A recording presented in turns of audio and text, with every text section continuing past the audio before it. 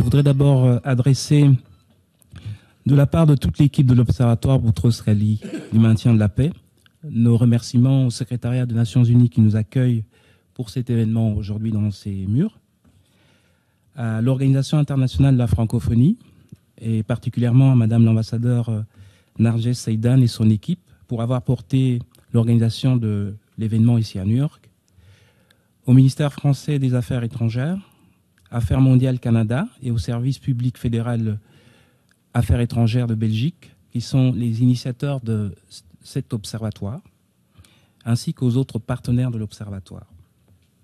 Donc mon propos va porter surtout sur le rappel des objectifs de l'Observatoire Boutros-Ghali et les activités sur lesquelles il s'appuie, ainsi que les attentes de l'Observatoire par rapport à la journée d'aujourd'hui, mais très brièvement.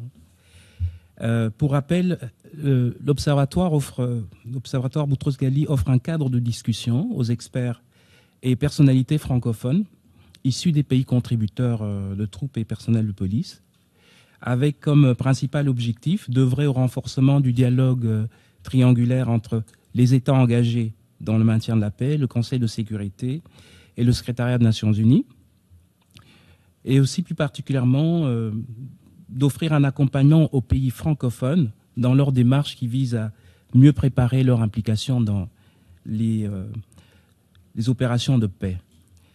Et ces objectifs sont poursuivis à partir de 4 activités principales. La première, c'est l'animation en langue française d'un réseau international d'experts, professionnels et institutionnels du maintien de la paix. Secondement, l'animation d'un site Internet dédié qui propose une recension en langue française de documents officiels, textes doctrinaux, scientifiques et des actualités qui touchent au maintien de la paix. L'Observatoire publie aussi des travaux de recherche ainsi qu'une lettre mensuelle d'information. Vous trouverez tous ces éléments dans le dossier qui a été préparé à l'attention de tous les participants.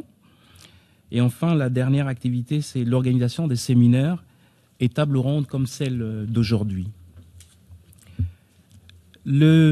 L'animation de l'Observatoire a été confiée au groupe de recherche sur la paix et la sécurité, qui est un centre de recherche francophone basé à Bruxelles, dont je fais partie, et ainsi que certains de mes collègues qui m'accompagnent à l'occasion de ce séminaire.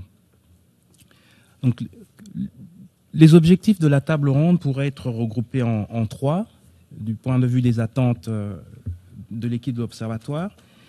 Il s'agit de contribuer au partage d'expériences entre les pays contributeurs expérimentés et moins expérimentés, à travers ce dialogue qui est proposé entre chercheurs, représentants du secrétariat et des missions de terrain et des pays contributeurs. Donc, je pense que ça a été souligné que les espaces d'échange entre contributeurs francophones et secrétariat sont suffisamment rares. Voilà. Il s'agit aussi donc d'encourager et soutenir le secrétariat des Nations Unies dans son dialogue avec les contributeurs francophones et dans la prise en compte de la dimension francophone des opérations de paix, surtout dans le contexte de l'action pour le maintien de la paix et la déclaration d'engagement commun qui a été adoptée récemment. Il s'agit aussi, au-delà de cette table ronde, de profiter du momentum pour réunir autour de l'Observatoire une dynamique de pays francophones en vue d'organiser un suivi structuré des engagements pris dans le cadre de l'action pour le maintien de la paix, par une implication des parties prenantes issues à la fois de la société civile, des cercles diplomatiques, du monde académique, et aussi des représentants des missions sur le terrain. Donc, l'Observatoire se veut vraiment une courroie de transmission entre les différents praticiens, les acteurs représentant les missions, le secrétariat et les pays contributeurs. Voilà, je pense que j'ai tenu dans les limites du temps qui était imparti.